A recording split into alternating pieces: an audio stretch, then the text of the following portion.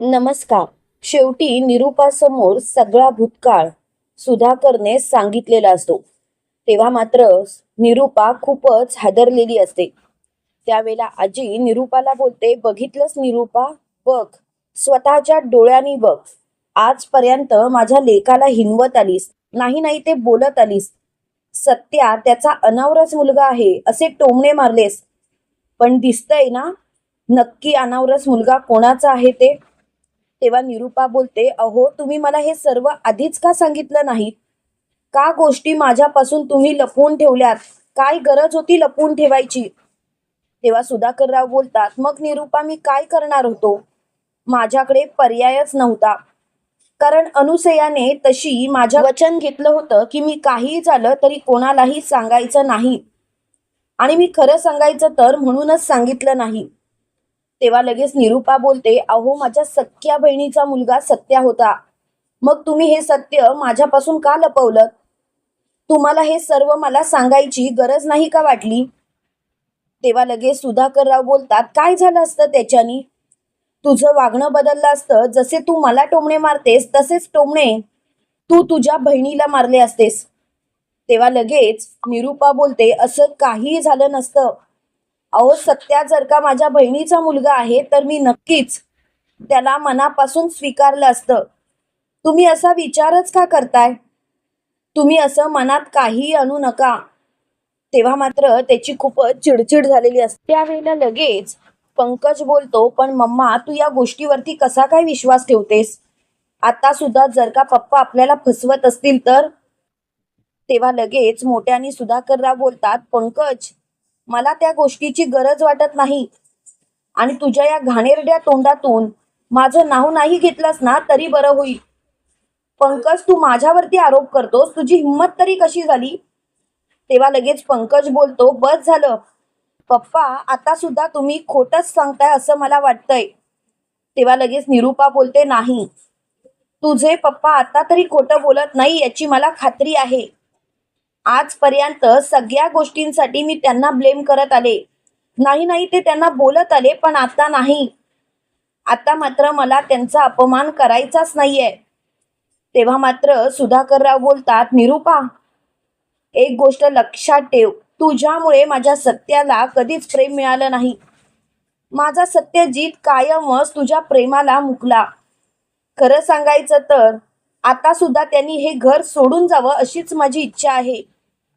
तेव्हा लगेच निरूपा सत्यजित जवळ जाते आणि सत्यजितला बोलते, सत्या, सत्या मला माफ कर, माझं चुकलं. सत्या मी असं वागायलाच नको होतं. तेव्हा ती सत्याला मिठी मारते आणि खूपच रडायला लागते. त्यावेळेला लगेच सत्या मोठ्याने बोलतो, बस झालं, काही रडायची गरज नाही. आजपर्यंत मी आणि धूमकेतू या घरावरती ओझं बनून राहिलो, पण यापुढे मला ओझं बनून राहायचं नाही. धूमकेतू या माणसांनी आपल्यामुळे खूपच झेललंय, पण आता मात्र आपली निघायची वेळ आलीये. तेव्हा मात्र सगळेजण त्याच्याकडे बघत राहतात. त्यावेळेला लगेच रवी बोलतो, सत्या दादा रे काय बोलतोयस तू? तुला कुठेही जायची गरज नाही सत्या दादा, हे घर तुझं आहे आणि तू या घरातून कुठे जाणार आहेस? तेव्हा सत्या बोलतो, रव्या, रव्या बस झालं, या घरावरती प्रत्येक वेळेला हक्क गाजवत आलो मी. खरं सांगायचं तर प्रत्येक वेळेला सगळ्यांना सगळ्यांना नाही नाही ते बोलत आलो, निरूपाचा अपमान करत आलो. पण आता मला कळून चुकलंय की या घरावरती माझा काडीचाही अधिकार नाही. त्यावेळेला लगेच निरूपा बोलते, असा कसा अधिकार नाही? अरे तू माझा भाचा आहेस, भाचा, आणि या अधिकाराने तर तू या घरात राहू शकतोस ना. तेव्हा लगेच मीरा बोलते, नाही सासूबाई, आता आम्हाला इथून जाऊ दे. खरं सांगायचं तर प्रत्येक वेळेला मी माझ्या नवऱ्याचा अपमान नाही सहन करू शकत. सासूबाई तुम्ही आम्हाला दोघांनाही मारण्याचा प्रयत्न केलात, पण आता जर का तसं काही करण्याचा प्रयत्न केलात ना तर बघा. तेव्हा लगेच सत्या बोलतो, निरूपा तसं काही पुन्हा करणारच नाही धूमकेतू, कारण धूमकेतू आपल्याला इथे राहायची गरजच नाहीये. आपण दोघही या घरातून कायमचे निघतोय. लवकरात लवकर तुझी बॅग पॅक करायला घे. तेव्हा लगेच मीरा बोलते, चालेल तुम्ही म्हणाल तसं, माझी काहीच हरकत नाहीये. तेव्हा लगेच सुधाकरराव बोलतात, सत्या अरे काय बोलतोयस तू? आणि मीरा तू सुद्धा त्याच्या बोलण्याला हो हो काय करतेस? तेव्हा लगेच मीरा बोलते, मग बाबा मी काय करू? बाबा माझा नवरा जिथे असेल तिथेच मी असणार ना. मी माझ्या नवऱ्यासोबतच राहू शकते बाबा. बाबा प्लीज तुम्ही मला अडवण्याचा प्रयत्न करू नका. तेव्हा लगेच सुधाकरराव बोलतात, अगं मीरा मी तुला अडवण्याचा प्रयत्न करत नाही. मीरा अगं प्लीज शांततेने राहा. अगं तू तू त्याला फितवण्यापेक्षा तू जरा तरी त्याचा विचार कर. तेव्हा लगेच मीरा बोलते, बाबा मी त्यांना फितवत नाही. आजपर्यंत आम्हाला या घरात मानच मिळाला नाही. आणि आज जर का माझ्या नवऱ्याला त्याची ही चूक कळते की आपण या घरात राहून खूप मोठी चूक करतोय, तर बाबा मला खरंच आनंद आहे. आणि प्लीज बाबा आम्हाला या घरातून जाऊ देत. आम्ही येत राहू ना, कधीतरी आम्ही या घरात नक्कीच येत राहू. तेव्हा आजी बोलते, तुम्हाला दोघांना कुठेच जायची गरज नाही. तुम्ही कायम इथेच राहायचं. तेव्हा मात्र सुधाकरराव बोलतात, आई नको, त्यांना अडवू नकोस. त्यांची इच्छा आहे ना या घरातून निघून जायची, जाऊ देत त्यांना. आपण कोण अडवणार आहे त्यांना? आणि तसंही आई, आता मी त्यांच्यामध्ये पडणारच नाही आहे. मुळात त्यांना जसं वागायचंय तसं वागू देत. त्यांनी ठरवलेलंच आहे. आता माझं काही ते ऐकणार नाहीये. तेव्हा मात्र आजी बोलते, सुधा अरे असं काय करतोस तू? सुधा अरे तू असं कसं काय बोलू शकतोस? तेव्हा लगेच सुधाकरराव बोलतात, आई अगं कुणाला समजावू मी? सत्याला. अगं मी त्या सत्यजितशी आता बोलत नाही ज्याला मी मुलगा मानायचो. हा सत्यजित तर माझं कधीच ऐकणार नाहीये. त्यामुळे तर प्रश्नच मिटला. तेव्हा लगेच सत्या बोलतो, बाप अरे असं काही नाही. खरं सांगू का बाप, आजपर्यंत या घरामध्ये माझ्यामुळे कलह होत राहिला. प्रत्येक वेळेला माझ्यामुळे भांडणं होत राहिली. आणि आता त्याच गोष्टीचा मला खरंच खूप त्रास होतो. येता जाता मी निरूपाबद्दल नाही नाही ते बोलत राहिलो.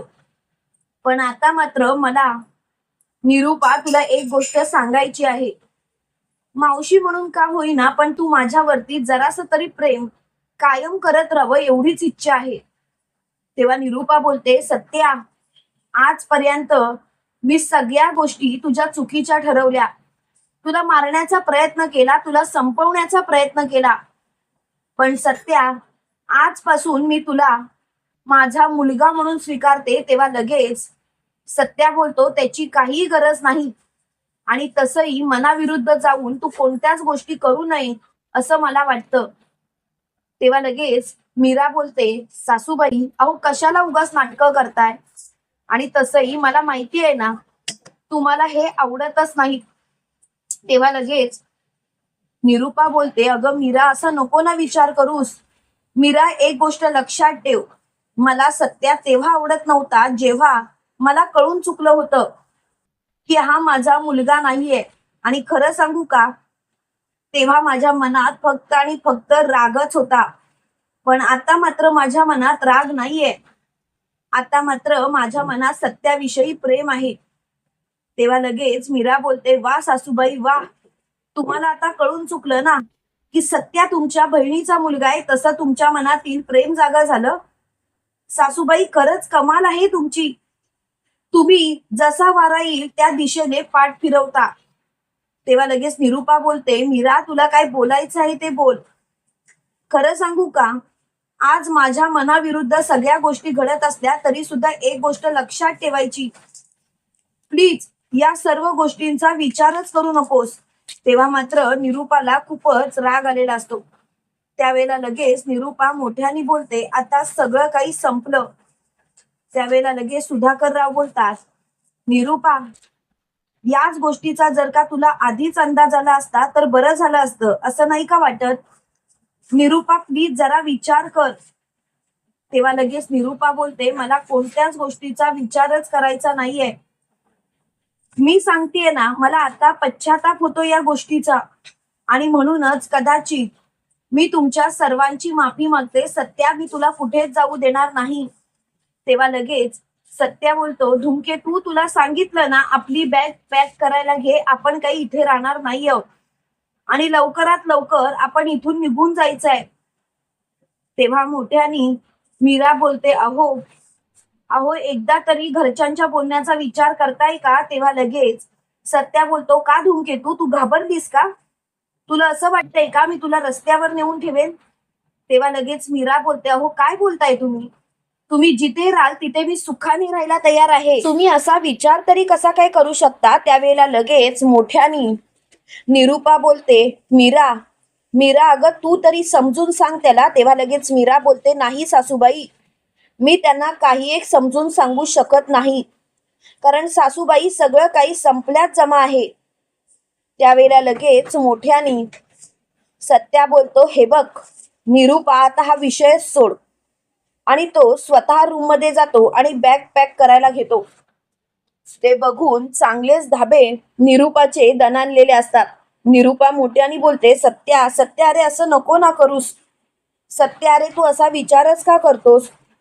तेव्हा लगेच सत्या बोलतो, मला तुझ्याशी बोलायचं नाहीये निरूपा, आणि माझा तुझ्यावरती अजिबात राग नाही. तू जे काही केलंस ते तुझ्या भल्यासाठी केलंस. खरं सांगायचं तर तुला असं वाटतच असणार ना निरूपा, की तू मी तुझ्या मुलांच्या प्रॉपर्टीमध्ये आलोय. निरूपा प्लीज प्लीज आता शांत बसशील का? माझं काही एक म्हणणं नाहीये. तेव्हा लगेच निरूपा बोलते, सत्यजित, अरे माझं चुकलं, मी मान्य करते ना, पण प्लीज तू हे घर सोडून जाऊ नकोस. तेव्हा सत्यजित बोलतो, नाही, हे घर सोडून जायची वेळ आलीये, आणि काही झालं तरी मी आता इथे नाही थांबणार. आणि सत्यजित बॅग घेऊन बाहेर येतो. त्यावेळेला सुधाकर राव त्याला अडवत म्हणतात, सत्यजित, अरे काय करतोयस तू? सत्यजित, तू तुझ्या आता बापाचं सुद्धा ऐकणार नाहीस का? तेव्हा लगेच सत्यजित बोलतो, नाही बाप, मी आता माझ्या बापाचं सुद्धा ऐकणार नाही. आणि खरं सांगू का बाप, इतकी वर्ष तू मला पोसलंस, तू मला लहानाचं मोठं केलंस, पण खरंच सांगते, आता मात्र मला माझ्या वळणावरती जाऊ दे.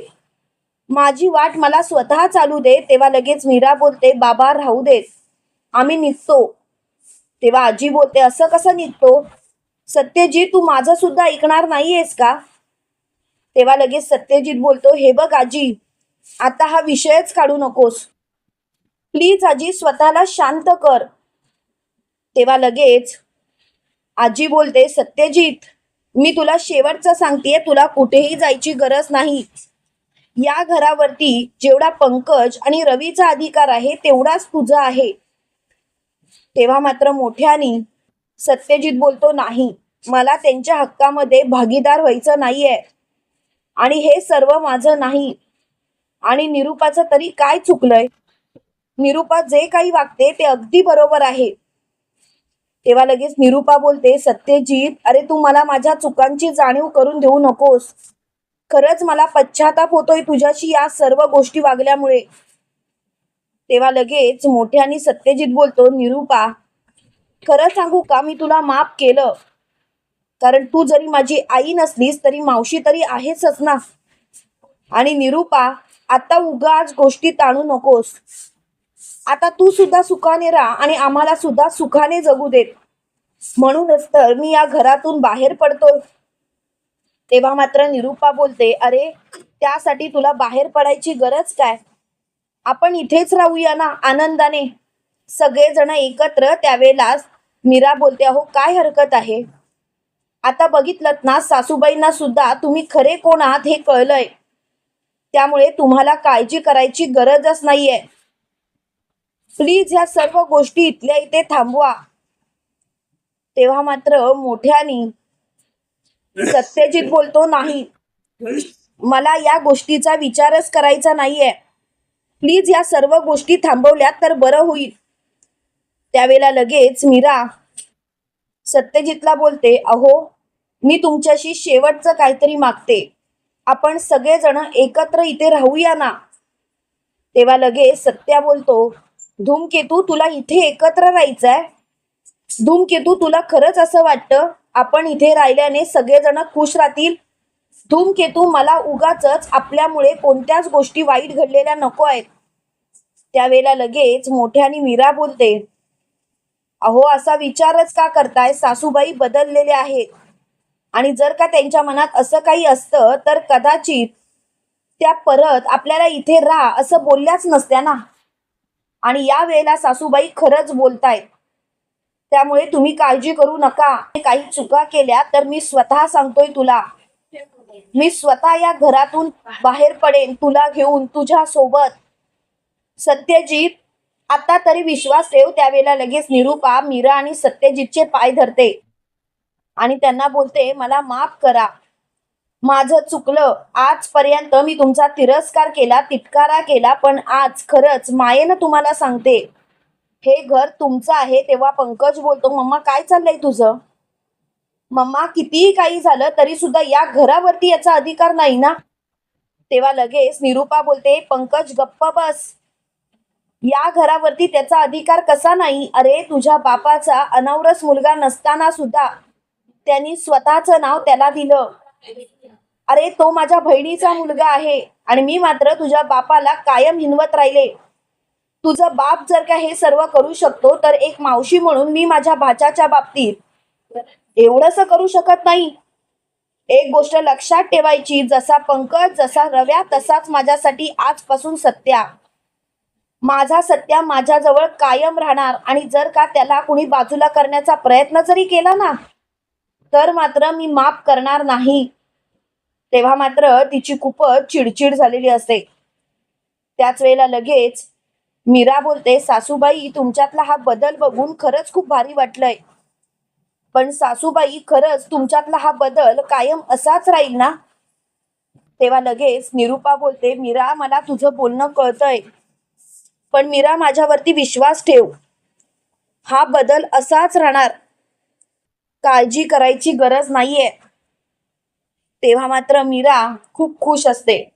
त्याच वेळेला लगेच सत्यजित बोलतो, ठीक आहे, तुमची सगळ्यांची इच्छा आहे ना मी इथे राहावं, तर मी इथे राहायला तयार आहे, काळजी करू नका. तुम्हाला काय वाटतं मित्रांनो, खरोखर लवकरात लवकर मीरा आणि सत्यजितला निरूपाने स्वीकारलेलं आहे की नाटक करते? कमेंट करून नक्की कळवा. आणि असेच मालिकेंची नवनवीन अपडेट पाहण्यासाठी व्हिडिओला लाईक आणि चॅनलला सबस्क्राईब करायला विसरू नका. थँक्यू.